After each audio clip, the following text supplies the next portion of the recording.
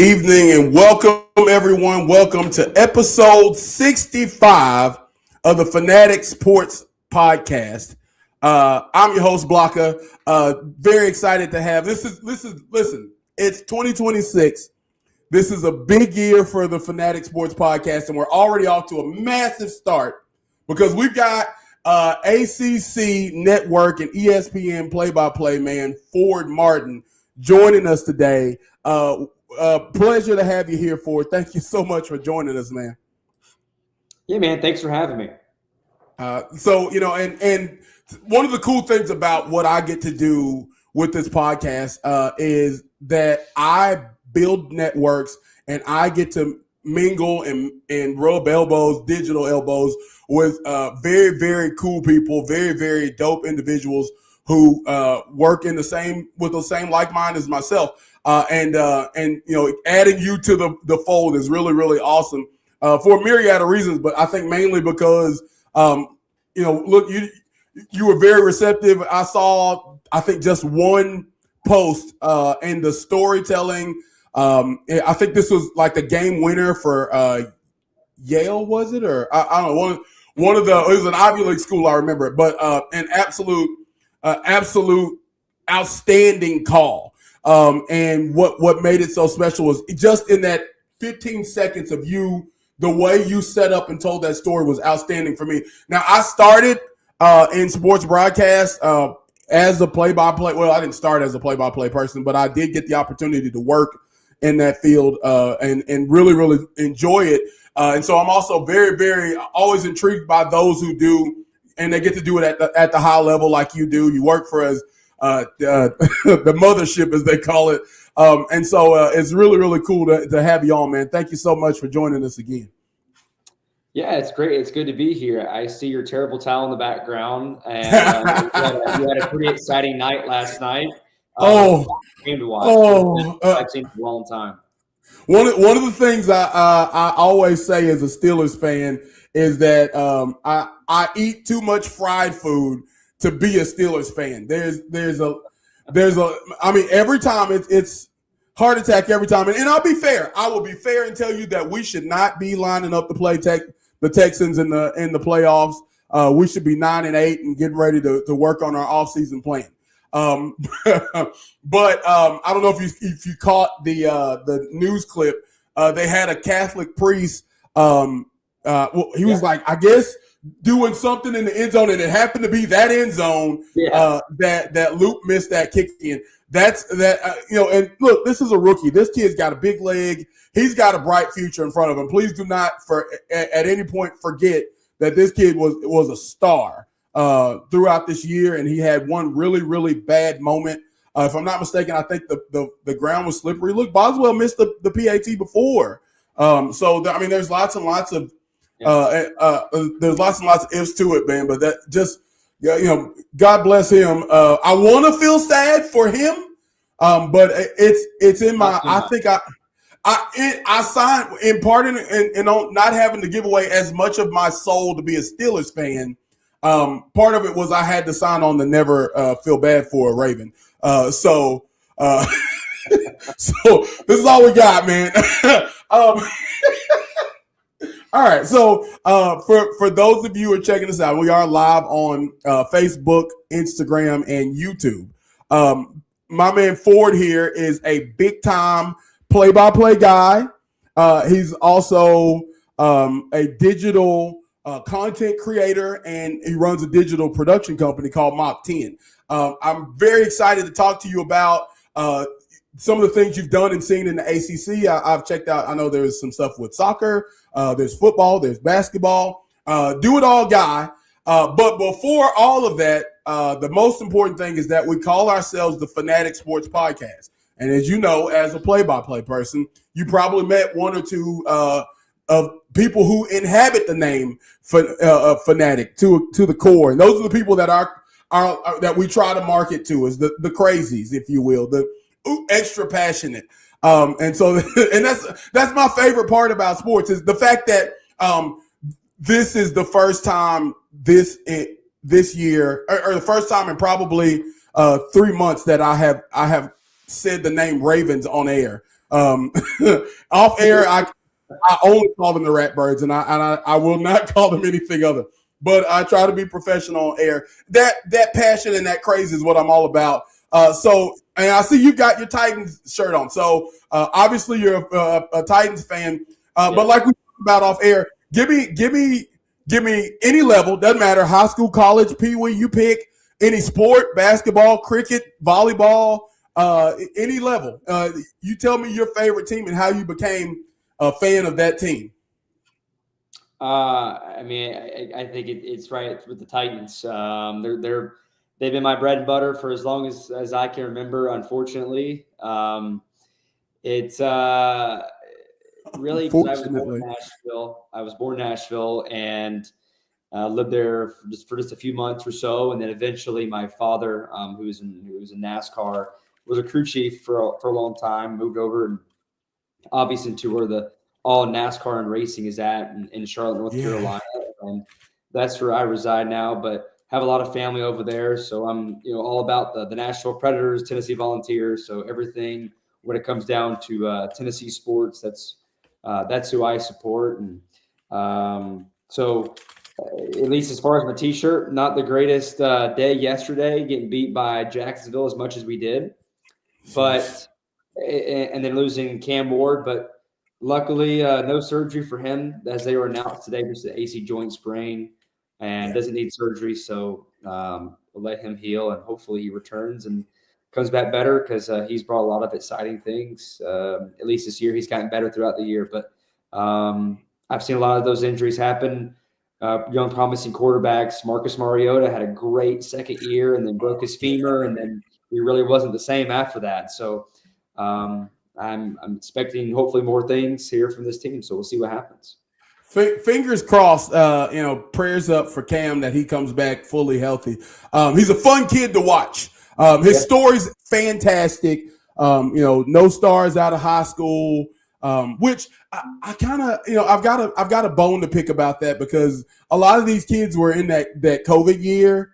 And they're saying, they didn't get any stars in the COVID year. Well, nobody did. It was 2020, if you heard of it. Yeah. But no stars out of high school. He works his way up the ledger. He ends up at Washington State and has an outstanding year there before the portal. And the beauty of his story is that the portal is doing what it's supposed to do, which is helping kids who may be in a bad situation get into a better situation. And so I love his story. Let me start here before we jump fully into college. What is it that you would want in the draft? Which direction would you want to go in the draft with the Titans?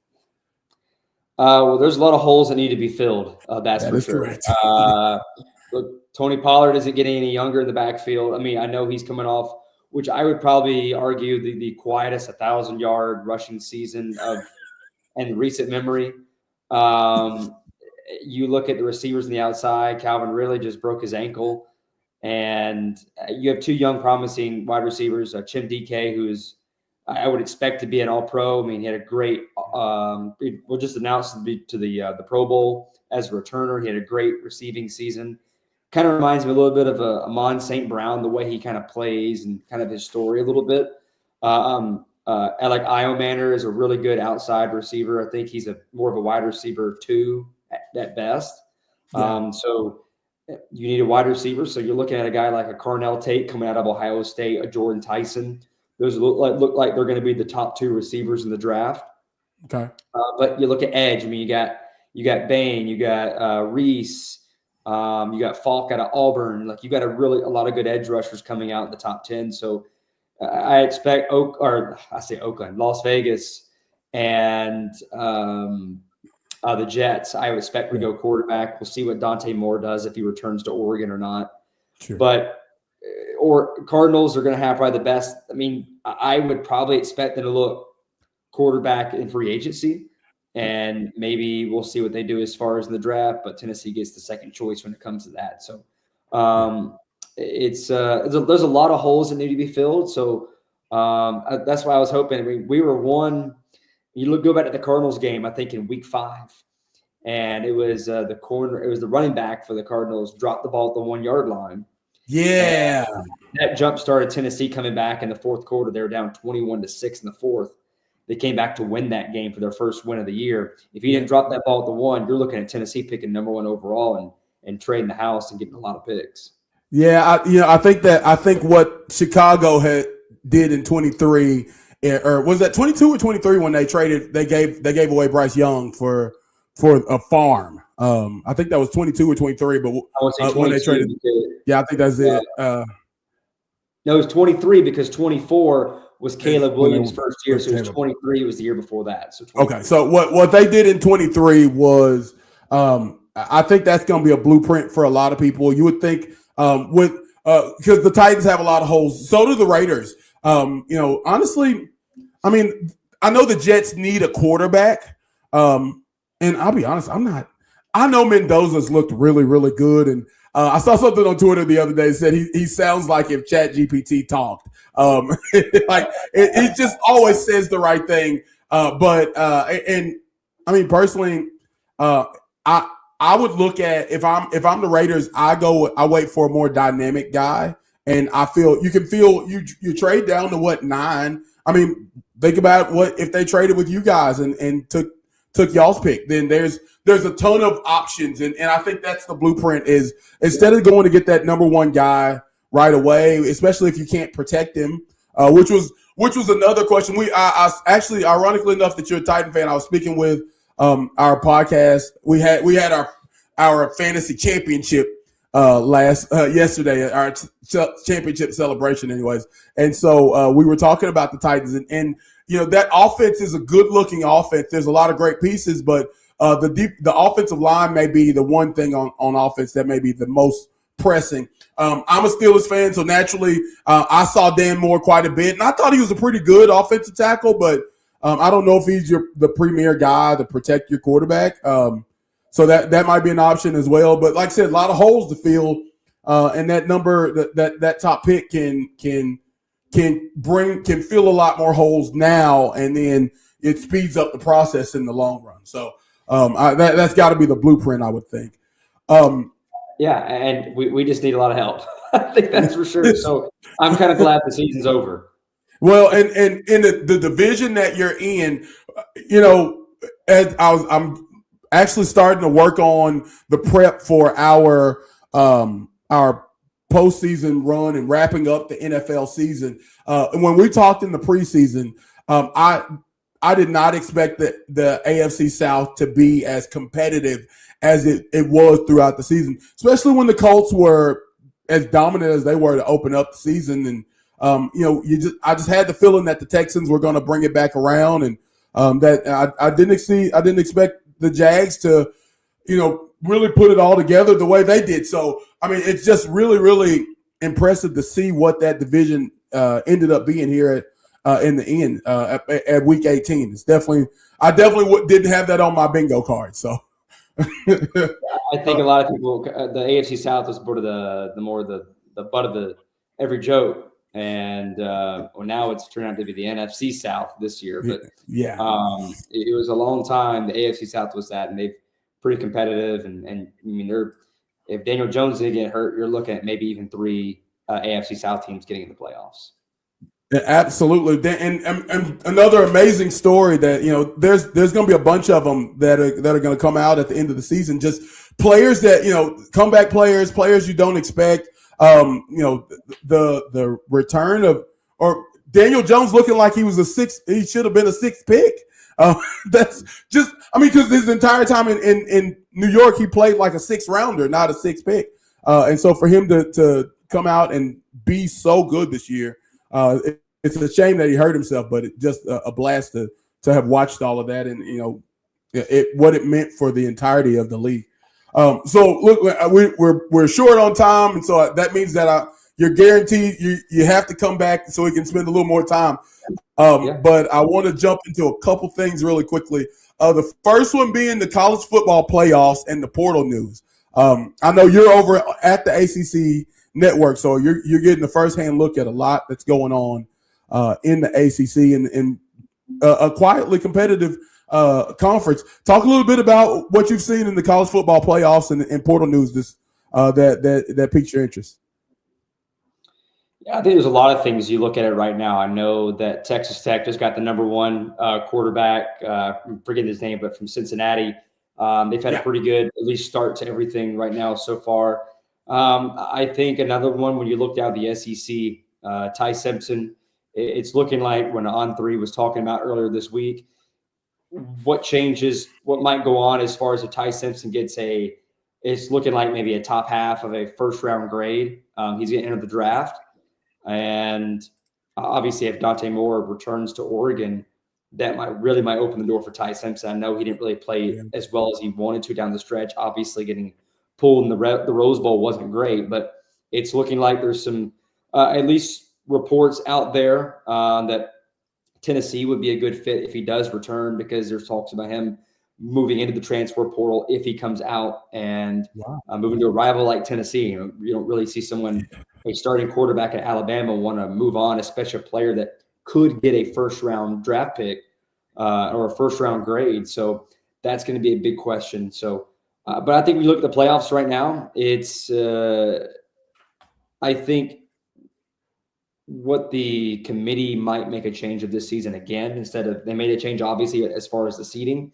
I think now we may have seen the end of Tulane and James Madison, those type of teams getting in, and more so reserving those spots for like a Notre Dame and a Texas that could have been those final two spots that could have gotten into the playoffs. So I think we might see another change to that regard. But the playoffs they've obviously, we had a couple games that you really wouldn't expect. Obviously, the Texas Tech game, them getting shut out, was a bit of a surprise. Texas A&M getting beat early on. Yeah. But I think you're looking for – I think a lot of people right now are pulling for Ole Miss just because of they're more the underdog in this whole college football playoff. Everyone didn't like the way that Lane Kiffin left. It's not the first time Lane Kiffin's left a place like this. Trust me, I know. I'm a Tennessee fan. So I understand how Lane Kiffin left. So I think a lot of people would like to see Ole Miss do some work. I think it's going to be really exciting to see what they could pull together. And obviously Miami right now, as far as shaping their program there with Carson Beck, and when he's been able to provide for South Beach this year. And so I think a lot of people are favoring Ole Miss when it comes down to the end right now. I know I am. All right. So now I'm from Arkansas originally, but I'm based in Baton Rouge. So with every fiber in me, I want to see Ole Miss do so well. But I'm kind of old school. I'm 40, so I remember that second run with the U in the 2000s. That was amazing to watch in person. And so a little bit of me wants to see the U get back to greatness. There's something special about college football when the University of Miami is at the top of the heap. You can look the last 40 years and you can see what it does for society as a whole, as well as the community of college football when Miami's good. So it's great to see them this far. And so I'm kind of torn because it's just the pettiness in me wants to see Ole Miss do well and then watch Lane Kiffin do nothing while he's here the 3 years he's going to be here.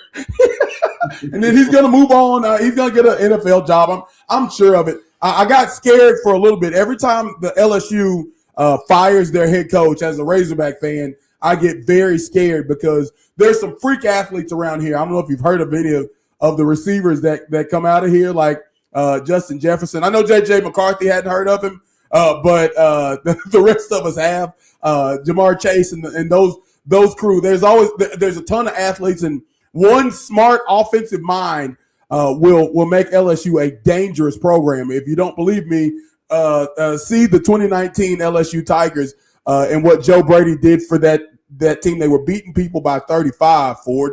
It was unreal. So it scared me a little bit that Lane Kiffin is such a great offensive mind. But we just got to weather the storm. He's only going to be here 3 years, and he's going to look good, and then he's out of there. So that's what we're hoping, man. So let's hop over here really quickly. So now, working with the ACC, you're in maybe the premier basketball league in college basketball for girls and guys. And with college football coming to its end, NFL football pro football or the NFL playoffs are about to start, but this is about to be the time for college basketball. They are about to take center stage now that the year's turned over. Is there anything that piques your interest from college basketball? Well, I think right now it's a lot of it's pretty much all over the place right now currently. It's been, when you look at, obviously Duke right now is playing really well, and as far as how the conferences or how everything is starting to play out itself, I haven't called an ACC game yet this season as far as when it comes to basketball yet.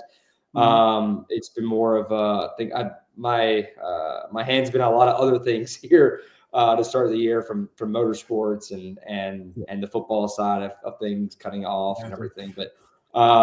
But with that said, I think when you're around a lot of the schools right here in North Carolina, Wake Forest, NC State, and UNC and Duke, I think when you look at Duke right now, they're playing really well, and I think very familiar with that program, obviously, and they have. I really quietly think they're going to be the team to beat this season.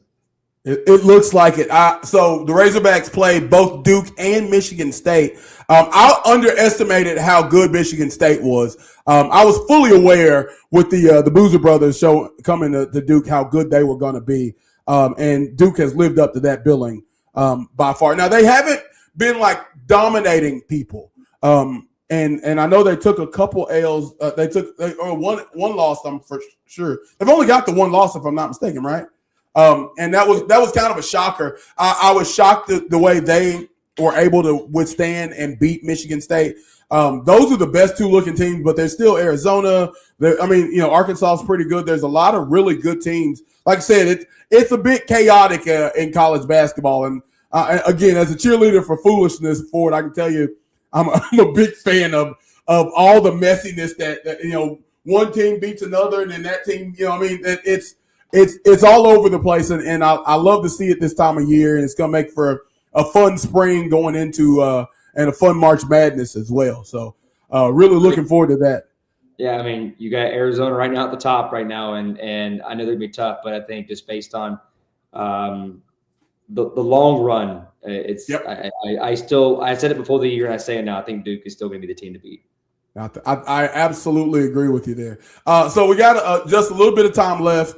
Because I know you got some stuff to do. And again, I do appreciate you joining us. For those who are checking us out, Ford Martin here from the ACC Network, and of course Mach10 Digital, which is exactly what I wanted to talk about next. Tell me a little bit about how that started. I know it's been a few years with that. Tell me a little bit about how you got into Mach10 Digital and some of the cool things you're doing with that. Yeah, so it really started out just I had a full-time job. I wanted more focus on the play-by-play side of things with me, and that was more of like a side gig that just started up and wanted to run. It still operates. Don't get me wrong. Obviously, my hand is in more in the sports broadcasting side, but more just so work when I did a bunch of some weddings and things, and worked on a couple of podcasts and did some editing with that, and worked with a lot of creators. So. And doing some stuff, some photography with some race teams and things. So that was something fun that I started out just because I wanted to get away from my full-time job where I had my full attention. This was more of a side project. I can make my own schedule to allow me to go off and do a lot of the play-by-play work, and working with that degree, and obviously doing some stuff with the ACC and with the Big South Conference that's around here, and do a lot of their games, and NASCAR, and just the American Conference, just all over the place pretty much. You're all over. It's beautiful. Try to have do as much work as I can. That's something that I love doing, and it's great. I really like the time that I've been given to be able to go do a lot more things, but it's been great. Yeah, man. Well, listen, I think what you've done so far is really awesome, and I know there's a lot more in store for you. So, like I said, and I called this, I titled this "Listen Up, I Got a Story," because, like I said, man, in your play-by-play work, everything that I've seen, and these clips have been really, really cool to check out, man. Just the way you display the story through and set everything up is so it's well above the mark, man. Very, very good work from you. Tell me one story real quickly before we go. Maybe your favorite story, or maybe the favorite call you've made. Anything come to mind there? Man, I think it comes off to, because right now, a bit of a backstory on it. With there being so many basketball games and so many soccer games, there's more opportunity for more people. When it comes to football, I'm on the younger side. I mean, or I still like to say it. Maybe some people disagree, some people would agree. I'm 30. Sure. I just turned 30 years old, so I have a lot of when it comes to football, it's harder to get, some of those bigger games because they're more held by a lot of people. So, but I still have, blessed to have the opportunity. I did mostly on the FCS side when it comes to football. So when I did, excuse me, I had a Gardner-Webb football game. They were playing the College of Charleston. They had a game, and I just remember working with my partner in Bryson Burns. And I think it was the favorite call that I had. And before the game, it was just something that was set up. It was called the Barbecue Bowl. And in North Carolina and South Carolina, they've had this for about 4 years or so. This is back when it was the Big South Conference, then the Big South. When it comes to football, they merged with the OVC. Okay. And so, but there was the only two teams that represented the Big South. Okay. So they started this Barbecue Bowl, and the loser has to send the winner a plate of barbecue and feed the entire team. So love that. Yeah, it was great. It was awesome to really hear all about that leading up to the game. And it was an incredible story because I get to hear about it because the quarterback for Gardner-Webb is Cole Pennington. And if you're familiar with the last name, that's the son of NFL quarterback Chad Pennington. Yes, sir. And I was able to listen in about everything that went on. It was really, really cool to hear the backstory on the rivalry and what went on. But it was setting up, coming down to the wire. It was a tie football game, and we're having a blast. I think probably 40 points I felt like were scored in the fourth quarter. I almost felt like it had the vibes that Steelers-Ravens game last night. Yeah. Where so many points would be scored in the last little bit of the game. And we're going to our last commercial break. There's a timeout. We're going to take a quick commercial break. And me and my partner, we're just kind of talking a little bit about like, all right, how do we want to set this up? What do we want to talk about here? Let's be sure to just friendly banter between me and my analyst. Just we want to make sure we set this up correctly. And there's a note that I have to make in my head mentally of like, all right, hey, if they go down the field here and score a touchdown or get a field goal, I got to know how to say this. Yep. Where is an FCS crowd, there's not as big of a crowd. So, for example, if you're watching Georgia-Tennessee game, right, and Georgia's about to line up for the game-winning field goal, and they're at home and they win the game, you want to let the crowd, you want to say your call and get out. Okay. You don't want to be the reason. I mean, we saw Mike Tirico last night. He missed the field goal, and then the Steelers win the North, and boom, Tirico was out of it. That's why he's a pro. That's why he's the GOAT. Yeah, and so we were I'm making mental notes on things I want to do. Gardner-Webb's moving down the field. It's like 10 seconds left, and they're at like Charleston's 40-yard line. And I'm like, well, they need about 5 more yards to get in the field goal range. Mm-hmm. Are we looking at Hail Mary, what they want to do? Are they going to try this long field goal here? And I think maybe try to get them jump off sides, get a free 5. And eventually they just threw like a quick, like everyone's standing up, like as if it was just going to be like, hey, we're just going to let the clock, we're going to throw a Hail Mary here with 6 seconds left. Like you're risking everything, no timeouts to go. Well, they threw one to the sideline on the near side, just threw it really quick out of bounds. So I'm like, okay, here we go. We got a field goal coming up. My partner's jacked up. Like we're really excited. Like, all right, this is my first time in football, high school, college football, that I've had the chance to call a game-winning field goal. Making sure I set this up correctly, and ended up Charlie Villarreal from 48, his season long, split the uprights, barely had enough distance on it. Yeah, and they said like Charlie Villarreal, that game winner, and Gardner-Webb is victorious in the Barbecue Bowl. Okay, yeah, I saw that clip. That's awesome. And and it was really cool because that made the ways around my agent. We were laughing about it, just how that moment was, and my family, and I came home and watched that about. I hate, a lot of times I have some calls I don't like.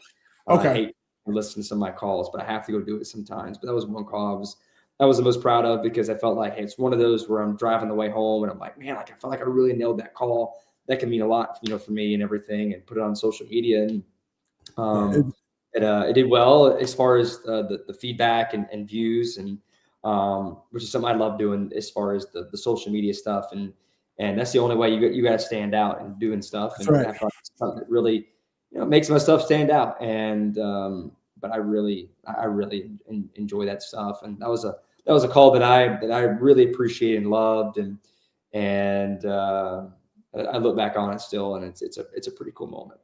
Man, as a play-by-play person, I can tell you, and trust me, I've had plenty of man, what were you doing calls, right? So, but trust me, I have had 100 of those. As far as what am I saying, what am I doing, goes back to the point where I was just saying about going back and listening to some of my calls. And I'm like, gosh, what am I doing? So I've had a lot of those for sure. Well, man, that kick, the Villarreal, I believe his name was, or whatever his, that kick was that was a fantastic kick, and an even better call by you, man. And that's what I mean. Like the way you set up the story, and even in just that short clip, I could feel the tension, and it was really cool. But I think probably the coolest thing is just understanding that the call into Barbecue Bowl and the backstory behind that is pretty darn sweet. Well, man, look, I hate we got to shut it off so quickly. But we'll definitely have to have you back on to do a little bit more chatting. I know you got a good number of stories to tell, and I'm looking forward to hearing them, man. For those of you, if you're joining us, sorry you missed an awesome show, but it is on replay. Fort Martin here, man. Thank you again for your time. Any shameless plugs? Anything you want to throw out there before we go? Man, I'm just blessed. I mean, the Lord has blessed me to have this life and to do this work when it comes down to the play-by-play stuff, and it's opportunities. Like I got a busy week. I hate we have to cut it short. I got some stuff I got to take care of tonight, and then I'm out to Vegas to do the radio controlled RC World Championships out in Las Vegas. Something I've never done before. So that's awesome. So big race event Wednesday through Sunday. It's going to be awesome. So if you're in Las Vegas, the South Point Casino and their amphitheater and their arena, come out and say hello. But it's going to be an awesome event out there. Never done RC racing before. Obviously, NASCAR on the racing, the motorsports side I've done. The RC racing is something that's going to be something new for me, but it's going to be a lot of fun. I'm very much looking forward to it. And so it's going to be great. But would love to come back on and be a part of the show and do something a little bit longer with you. Well, man, I'm looking forward to it, man. And good luck out there. Safe travels in Vegas. I think it's still sunny out there. Lucky you. It's sunny and a little cold. It's a little breezy here in Louisiana, but it's not like sweet or warm. It's just like heat on your arms. That's it, man. Well, thank you again for joining us. Fort Martin, ACC Network, ESPN, Mach10 Digital. Awesome guy, great storyteller. More importantly, a fantastic mustache as well. So it's thank you. I appreciate that. Listen, I've been growing this since November, and this is what I got. So it's a gift to grow facial hair. So my wife loves it, so that's all that matters. Fantastic. Hey, thank you again. Thank you to everybody that's checked us out. We certainly appreciate you. Happy New Year to everyone. And as I always say, tough times don't last till people do. Thank y'all for watching the Fanatic Sports Podcast.